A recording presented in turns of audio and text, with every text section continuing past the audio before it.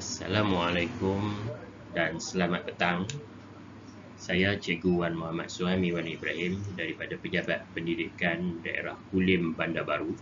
Pada petang ini saya ingin berkongsi satu video pendek subjek matematik tambahan di bawah tajuk Pilih Atur untuk calon-calon SPM tahun 2020 yang mengambil mata pelajaran matematik tambahan. Semoga bermanfaat. Baik anak-anak yang saya hormati sekalian, cuba kita lihat situasi ini. Dua keping lukisan hendak diletakkan sebaris pada dinding. Ada beberapa cara berbeza dua keping lukisan ini boleh kita letakkan. Dua keping lukisan ini kita boleh letakkan dalam keadaan yang pertama seperti yang dipaparkan, atau kita juga boleh susun dalam keadaan yang kedua. Dua susunan ini adalah berbeza.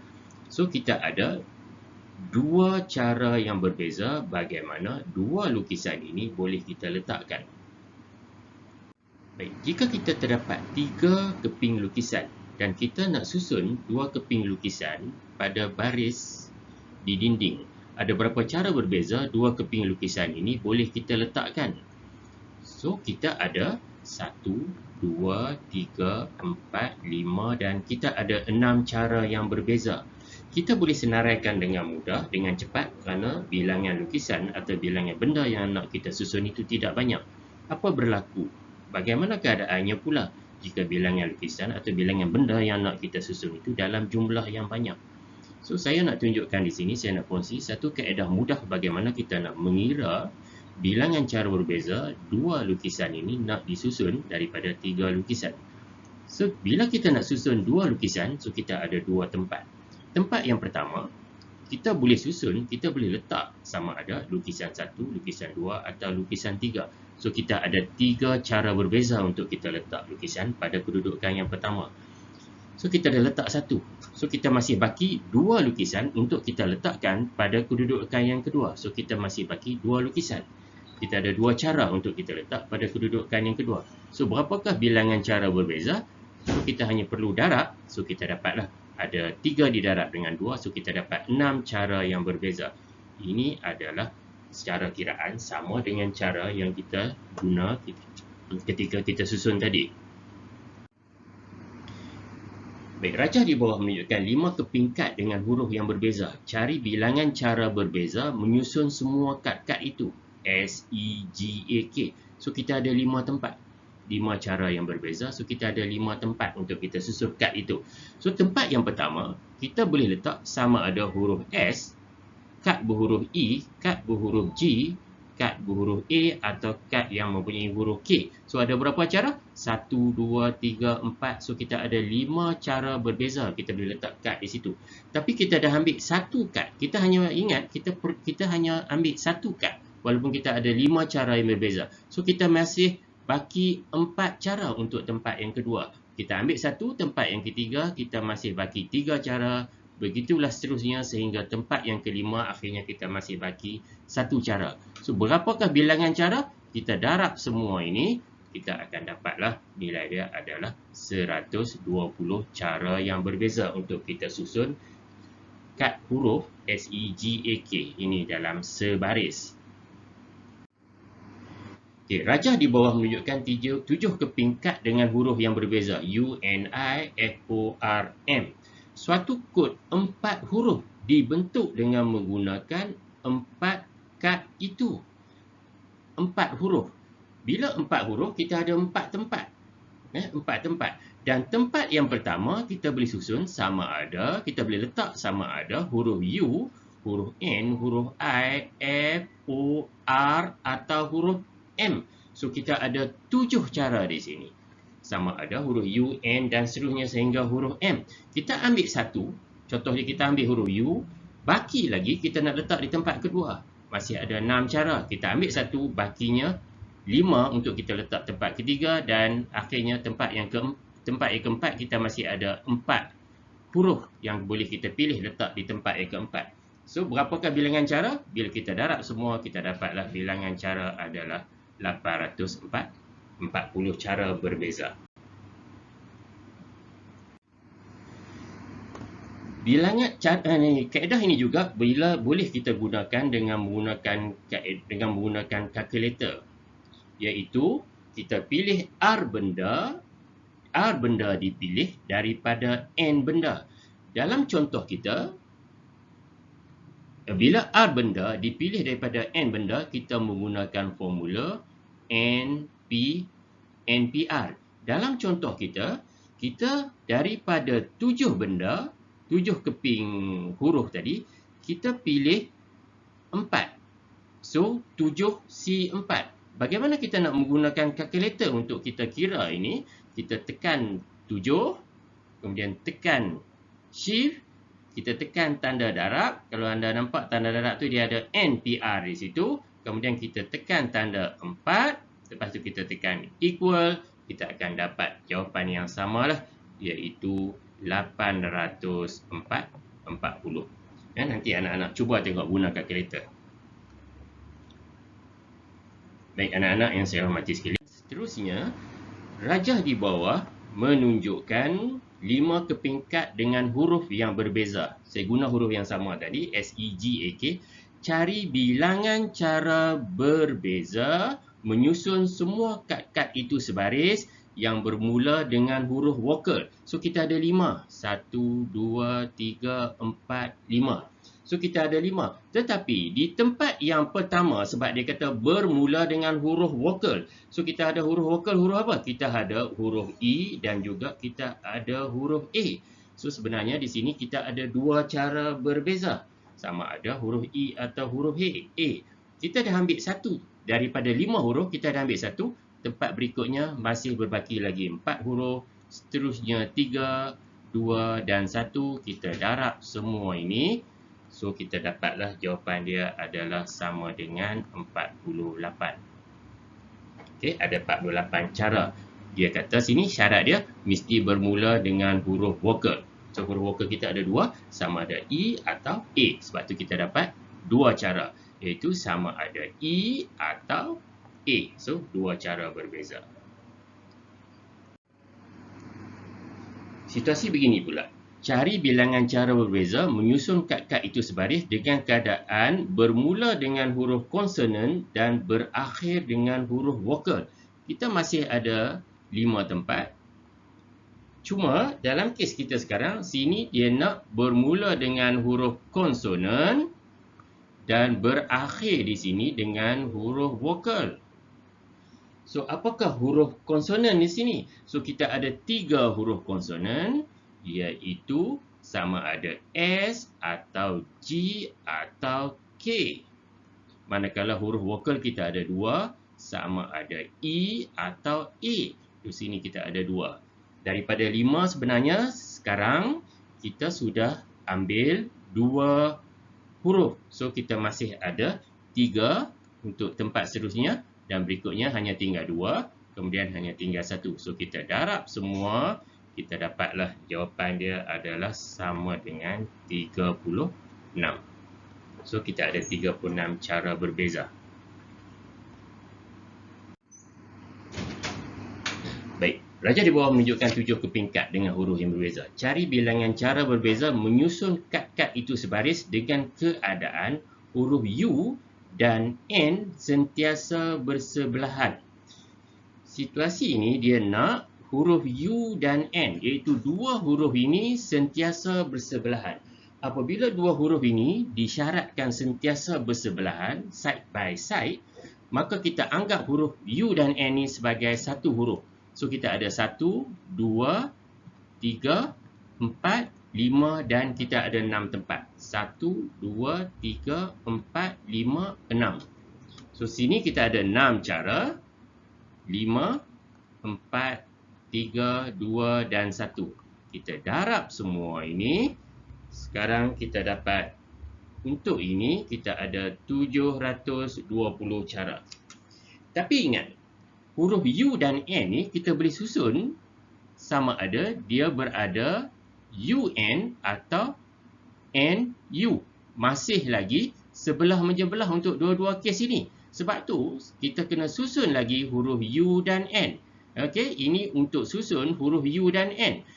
Sini 2 cara, sini 1 cara. So kita darab 2 darab 1 kita dapat 2. So berapakah jawapannya? 720 didarab dengan 2. So kita akan dapat 1440 cara yang berbeza. Ingat anak-anak, apabila dua huruf itu sebelah menyebelah, kita ikat dia dan kita anggap dia sebagai satu huruf. Tapi di akhirnya ini satu huruf ini, dua huruf tadi boleh juga disusun dengan keadaan yang saya catat di sini sama ada UN atau NU. Sebab UN dan NU adalah dua benda yang berbeza, disusun secara berbeza. Okey, kita lihat pula soalan berikutnya. Kemahiran yang berikutnya, cari bilangan cara berbeza menyusun kad-kad itu sebaris jika bermula dengan huruf O dan berakhir dengan huruf vokal. So kita ada 7. 1, 2, 3, 4, 5, 6, 7. Bermula dengan huruf O. Di sini mesti huruf O. So ada satu ialah huruf O. Okey. Dan di hujung mesti berakhir dengan huruf vokal. Huruf vokal kita masih ada U dan I. So kita ada dua cara di sini. Okey, U dan I. So kita daripada 7 huruf kita dah pilih 2, kita dah ambil 2. Masih lagi tinggal 5 di sini, 4, 3, 2, 1. So anak-anak darabkan saja semua ini. So kita dapatlah jawapan dia adalah 240. Ya, baik. Cuba kita lihat satu dua contoh soalan SPM yang pernah ditanya kepada kita. Rajah menunjukkan 6 kepingkat nombor 3, 5, 7, 3, 5, 6, 7, 8 dan 9. Satu nombor 4 digit hendak dibentuk. Nampak? Dia nak berapa digit? Dia nak 4 digit. Ingat ya, dia nak 4 digit. So 4 digit bermaksud 4 tempat. 1, 2, 3, 4. Satu nombor 4 digit hendak dibentuk dengan menggunakan 4 daripada kad-kad ini. Berapa banyak nombor berlainan yang dapat dibentuk? So, tempat yang pertama ini kita boleh letak sama ada nombor 3 atau nombor 5 atau nombor 6 atau nombor 7, nombor 8 atau nombor 9. So, kita ada 6 cara. Tempat yang pertama, tempat kedua masih berbaki 5 dan seterusnya berbaki 4 dan berbaki 3. Jawapannya hanya kita perlu darab saja. So, jawapannya adalah 360. Okey. Okey, itu soalan A. Soalan B. Ini soalan A, anak-anak. Baik, soalan B. Nombor ganjil yang berlainan dapat dibentuk. So, ada 4 digit. 1, 2, 3, 4. Sesuatu nombor itu, kita takrifkan dia sama ada nombor genap atau nombor ganjil. Kita lihat pada digit yang terakhir. Apabila digit yang terakhir ini nombor ganjil, maka nombor 4 digit ini dikategorikan sebagai nombor ganjil. So, digit yang terakhir ini kita boleh pilih sama ada 3 atau 5 atau 7 atau 9. So, kita ada 4 cara di situ. Daripada 6 huruf, 6 nombor, kita dah pilih satu. Kita dah letak satu di akhir digit itu, iaitu sama ada 3, 5, 7 atau 9. So, kita masih ada baki 5 huruf di sini. Daripada 5 nombor, 5, kemudian tempat berikutnya kita masih baki 4. Yang berikutnya kita masih baki 3. So, kita darab semua ini. Itulah jawapan kita. 5 darab 4, 20 darab 3, 60, 60 darab 4. So, kita dapat 240 cara nombor yang berbeza. Nombor ganjil yang berbeza. Daripada itu. So, kalau nombor ganjil 240, semua nombor adalah 320. Maka nombor genap dengan sendirinya adalah 120. Contoh yang pertama. Baik, contoh yang kedua. Dalam rak ada 3 buah buku sains. So, kita ada 3 buah buku sains dan 4 buah buku matematik. Hitung bilangan cara berlainan atau berbeza untuk menyusun semua buku itu dalam satu baris jika tiada syarat dikenakan. So, kita ada 3 tambah 4. So, kita ada 7 buah buku. 1, 2, 3, 4, 5, 6, 7. So, sini 7, 6, seterusnya akhir sekali 1. Kita darab semua ini. Ini juga boleh ditulis sebagai 7 faktorial. mula dengan 7, akhir sekali 1 dipanggil 7 faktorial, kita boleh guna kalkulator, kita tekan 7 faktorial, kita akan dapat jawapan dia 5040. Tu dia, 5040 cara berbeza. Kita boleh susun buku, kalau kita ada 3 buku sains dan 4 buah buku matematik berbeza. Kalau satu hari satu, kita kena guna 5040 hari nak habis susun, berbeza. Untuk susun buku tu, tak ada nak baca lagi. Baik, B. Semua buku sains adalah bersebelahan. Ada beberapa cara nak kita susun jika diberi syarat semua buku sains adalah bersebelahan. Baik, anak saya padam sikit, saya tak ada ruang nak jawab ini. Semua buku sains bersebelahan antara satu sama lain. So, kita ada berapa buku? Kita ada 3 buku sains dan 4 buku matematik. Dia nak 3 buku sains ini mesti bersebelahan. Bila 3 buku sains bersebelahan, kita anggap 3 buku sains itu sebagai satu kumpulan. So, kita ada 1, 4. Kita cuma ada 5 buah buku lah sekarang. 5 kumpulan. 1 tambah dengan 4. So, kita ada 5 kumpulan saja sekarang. So, kita ada 5 tempat. Okey, kita ada 5 tempat. Nak susun 5 tempat ini, okey, bagaimana kita nak susun 5 tempat ini? So, sini 5, 4, 3, 2, 1. Kita darab saja. Baik. Bila kita darab, nilai ini kita akan dapat 120. Seperti yang kita ambil contoh tadi, kena ingat, buku sains 3 buah ini pun boleh kita susun lagi 1, 2, 3 tempat. So, sebab buku sains ada 3 buah, di sini 3. Tempat kedua adalah 2, tempat terakhir adalah 1. So, ada 6 cara di sini. 3 darab 2 darab 1 dapat 6. Jawapan akhir kita 120 didarab dengan 6. So, kita dapat 720 cara berbeza kita susun 7 buah buku ini dengan syarat 3 buah buku sains ini sebelah menyebelah antara satu sama lain. Dan saya rasa ada satu lagi soalan. Ya, ini soalan yang terakhir yang nak saya bincang dengan anak-anak hari ini. Raja di bawah menunjukkan 5 kad huruf A, B, C, D, E dan 3 kad nombor 7, 8, 9. Satu kod hendak dibentuk dengan menggunakan huruf-huruf dan nombor tersebut.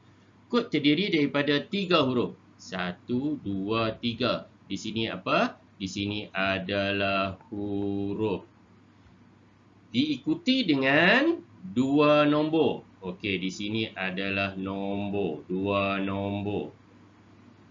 Dan 3 huruf ini diambil daripada 5 huruf. So, tempat pertama ni kita boleh letak 5 cara. Apa dia 5 tu? Sama ada A atau B atau C atau D atau E. Kita dah ambil 1, berbaki 4. Kita dah ambil 2 daripada 5, berbaki 3. So, kita darab ini dapat 60. Kemudian didarab lagi dengan nombor tadi.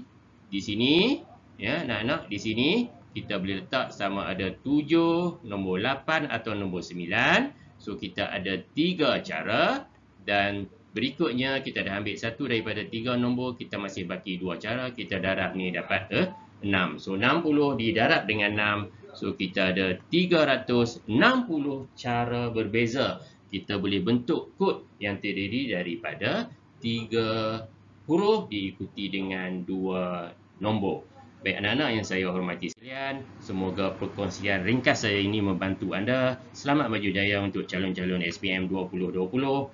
Semoga kita tekal tabah dengan cabaran yang kita sedang hadapi. Saya doakan anda semua berjaya. Terima kasih. Terima kasih. Sekian.